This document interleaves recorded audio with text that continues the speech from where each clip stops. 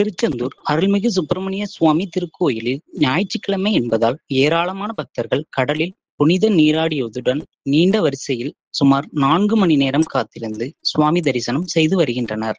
முருகப்பெருமானின் அறுபடை வீடுகளில் 2ஆம் படை வீடான திருச்செந்தூர் அருள்மிகு சுப்பிரமணிய சுவாமி திருக்கோயிலானது குருஸ்தலமாகவும் சிறந்த பரிகார ஸ்தலமாக விளங்குவதுடன் சிறந்த சுற்றுலா தலமாகவும் விளங்குகிறது. மேலும் இங்கு திருவிழா காலங்கள் தவிர்த்து நாள்தோறும் ஏராளமான பக்தர்கள் சுவாமி தரிசனம் செய்து வருகின்றனர். மேலும் இன்று ஞாயிற்றுக்கிழமை விடுமுறை தினத்தை முன்னிட்டு இன்று அதிகாலை 4 மணிக்கு கோயில் நடை திறக்கப்பட்டது.